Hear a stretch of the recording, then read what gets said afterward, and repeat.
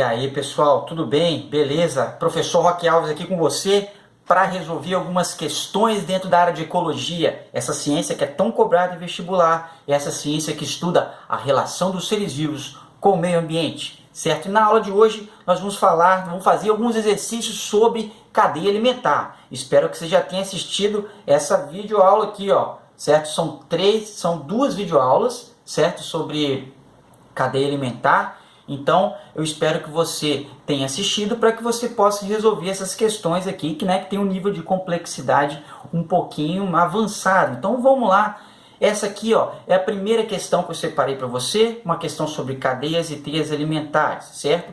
Então, você vai fazer o seguinte, lembra que eu te falei, você vai ler a questão, vai tentar resolver sozinho, certo? E depois vai verificar se você acertou a resposta, beleza? Então, vai lá, dá uma paradinha no vídeo, faça a questão, tenta fazer sozinho. Estou aguardando você fazer isso. Beleza? Espero que você tenha feito. Vamos ver se você acertou a questão. Vamos dar uma lidinha na questão primeiro? Vamos nessa. Fala o seguinte, ó. A figura representa uma cadeia alimentar de uma lagoa. As setas indicam o sentido do fluxo de energia entre os componentes do nível trófico. Sabendo que o mercúrio se acumula nos tecidos vivos, que componente dessa cadeia alimentar apresentará maior teor de mercúrio no organismo se nessa lagoa acontecer um derramamento desse metal, certo? Então ele está querendo saber em qual desses componentes desse desenhozinho aqui da cadeia alimentar que está mostrando vai ter maior quantidade de mercúrio, já que o mercúrio, como ele falou aí, é um tipo de metal que ele não é degradado, ou seja, então ele vai passando através dos níveis tróficos da cadeia alimentar, certo? Aí você já deve imaginar aí qual já é a resposta. O nome desse fenômeno é chamado de magnificação trófica. É quando alguns elementos que não são biodegradados pelos organismos, eles vão sendo acumulados na cadeia alimentar. Beleza? Magnificação trófica é um conceito interessante para você aprender aí, ó. E vários tipos de metais fazem isso, né? Vão passando de um nível trófico para o outro, ficando acumulados, certo? E o mercúrio é um deles. Beleza? Bem, vamos lá. Letra A. Então vamos ver qual desses componentes desse desenho aí vai ter maior quantidade de mercúrio, certo? Então vamos lá. Se você marcou aí a letra A, você acertou. Parabéns. A resposta à questão é a letra A, que fala o seguinte, ó. A maior quantidade de mercúrio vai estar nas aves, porque as aves elas são predadores do topo dessa cadeia alimentar, acumulam mercúrio incorporado pelos componentes dos demais elos. Então você está vendo aí que o passarinho, ele é o último elo da cadeia alimentar, certo? Ele é o topo dessa cadeia alimentar. Então, as algas, os caramujos, eles vão acumulando isso através da cadeia alimentar. Depois, quem vai concentrar a maior quantidade de mercúrio são as aves, como está sendo mostrado no desenho aí, já que ela é o topo da cadeia alimentar e já que o mercúrio ele vai acumulando, através dos níveis tróficos da cadeia alimentar. Então, beleza, certo?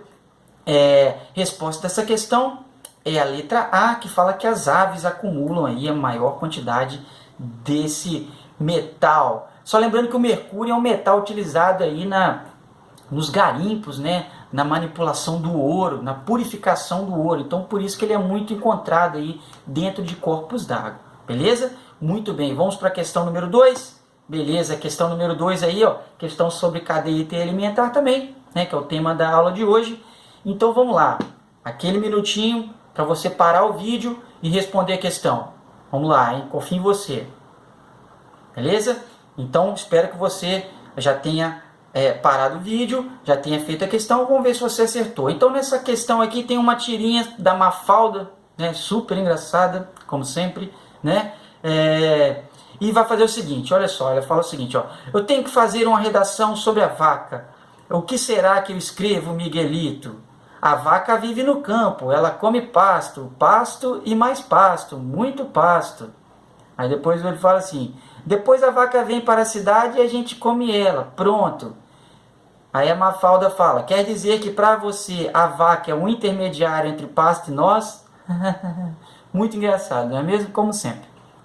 Então vamos lá para a questão. Ele fala o seguinte, ó, a posição ocupada pela vaca na interação apresentada na tirinha é caracterizada como? Então, ó, você Acertou essa questão se você marcou a letra B, porque a vaca aí em questão é uma consumidora primária. Só lembrando aí, o que é um consumidor primário? É um tipo de animal que vai se alimentar dos produtores, das plantas. Então, como a vaca está pastando, ela está comendo grama ali, certo? Ela é considerada um consumidor primário na cadeia alimentar. Certo? Então ela não é decompositora, como está falando ali na letra E, porque os decompositores são os fungos e as bactérias.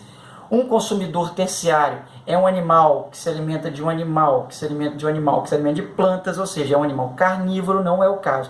Lembra aí, para você ser um consumidor primário, você tem que ser herbívoro na cadeia alimentar, beleza? Então, ó, espero que você tenha acertado a questão número 2, que a resposta é a letra B. Vamos para a próxima questão? Questão número 3 que eu preparei aqui, sobre cadeias alimentares.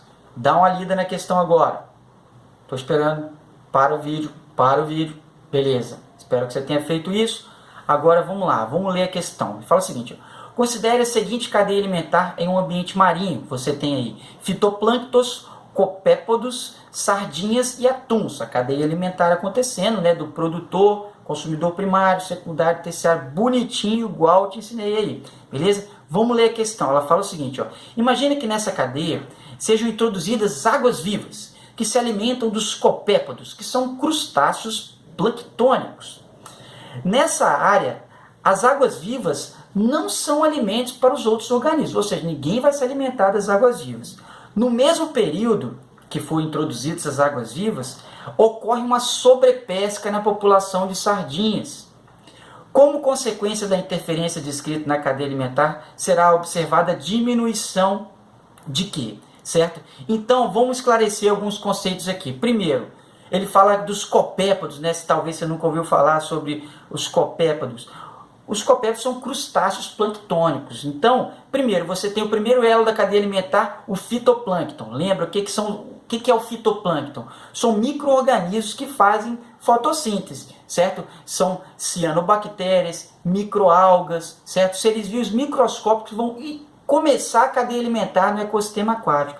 Quem são os copépodos? Eles fazem parte do zooplâncton, que é o plâncton, que são micro-organismos que vivem em suspensão na água, só que eles não fazem fotossíntese, eles vão se alimentar do fitoplâncton. Então, enquanto o fitoplâncton é produtor na cadeia alimentar, os copépodos aí funcionam como consumidores primários. Muito bem, beleza? Então ele fala o seguinte: foi introduzida a água viva e a água viva se alimenta dos copépodos, ninguém se alimenta da água viva, só que ele fala uma coisa muito importante, que durante esse período acontecia uma sobrepesca das sardinhas. O que é isso? Eles pescaram a sardinha em grande quantidade, sem se preocupar aí com as futuras gerações. Aí ele fala na questão aí, ó: com consequência da interferência descrita na cadeia alimentar, será observada a diminuição de quem? Quem que vai diminuir nessa cadeia alimentar, né? Por causa da sobrepesca da sardinha, por causa da introdução da água viva, certo? Quem vai diminuir em quantidade, nessa número 3, né, será a população de atuns. Então, se você marcou aí a letra B na questão número 3, você acertou. A população de atuns vai diminuir, em consequência, a diminuição da população de sardinhas, certo? Muito bem. Então, ó, se o cara fez uma sobrepesca da sardinha, né, então o atum vai se alimentar de quê? Ele não vai conseguir alimento e vai diminuir em quantidade também, certo? Você poderia ter marcado nessa questão a letra D, o estoque de copépodos em função do aumento da população de atuns. Ou pensando assim, foi introduzido lá a água viva se alimenta dos copépodos. Só que você tem que parar para pensar que, como acontecia uma diminuição do número de sardinhas, né, possivelmente a quantidade de copépodos não diminuiu, beleza? Então, o que diminui nessa cadeia alimentar são os atuns, certo? Resposta certa é a letra B de bola, beleza, meu camarada? Vamos para a próxima questão, número 4. Essa questão fala o seguinte, ó: a charge ilustra a transferência de matéria em uma cadeia alimentar. Então vamos lá, para o vídeo agora, faz a questão, depois você liga de novo para ver se você acertou, beleza? Então vai lá, parou? Jura por Deus? Então tá bom, vamos nessa. A charge ilustra a transferência de matéria numa cadeia alimentar. Considerando as setas indicativas de entrada e saída de energia dos níveis tróficos, o esquema que apresenta esse fluxo é... Então, está acontecendo a cadeia alimentar ali, né? Tem uma chargezinha falando assim, tem uns peixes, fala assim, isso é terrível, se o plâncton entrar em greve, isso vai destruir toda a cadeia alimentar, né? Que eu acabei de falar do fitoplâncton e do zooplâncton, que é muito importante você saber essa diferença, beleza? Aí na legenda você tem aí P de produtores, C1 consumidor primário, C2 consumidor terciário, C3 consumidor terciário, beleza? Então, vamos lá.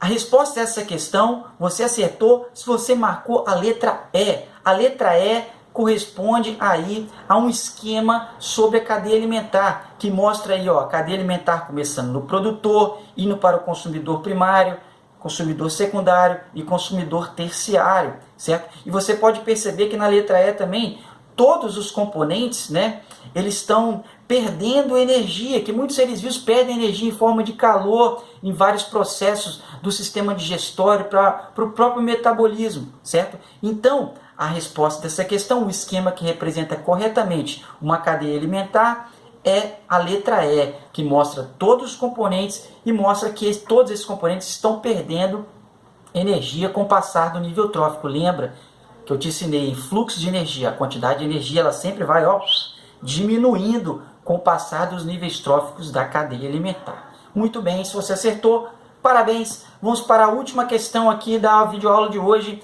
É uma questão também sobre cadeias alimentares. Dá aquela paradinha, lê a questão, tenta resolver sozinho.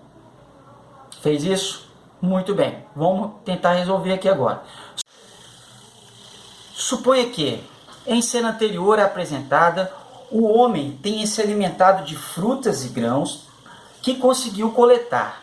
Na hipótese de, nas próximas cenas, o tigre ser bem sucedido e posteriormente servir de alimento para os abutres, tigre e abutres ocuparão respectivamente os níveis tróficos D. Então, olha essa imagem, né? A questão é você entender essa imagem, né? Então você tem lá o ser humano atrás da pedrinha lá querendo se alimentar do...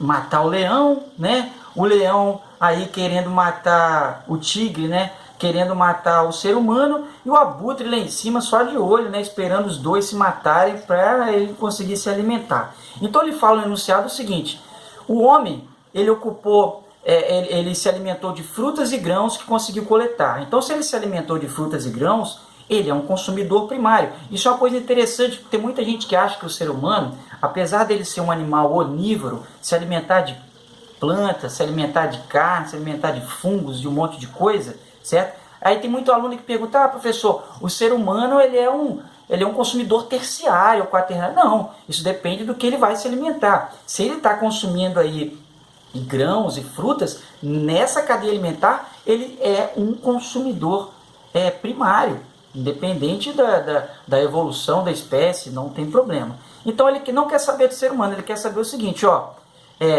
se o leão for bem sucedido, se alimentar do homenzinho lá, certo? Né? Do caçador, e o abutre também ser bem sucedido, se alimentar do leãozinho depois, qual vai ser o papel desses dois na cadeia alimentar, né? A resposta dessa questão, número 5, é a letra C, que fala o seguinte, que o leão ele vai ser um consumidor secundário, porque ele vai se alimentar do ser humano, e o abutre vai ser um consumidor terciário, porque vai se alimentar aí do tigre e tudo.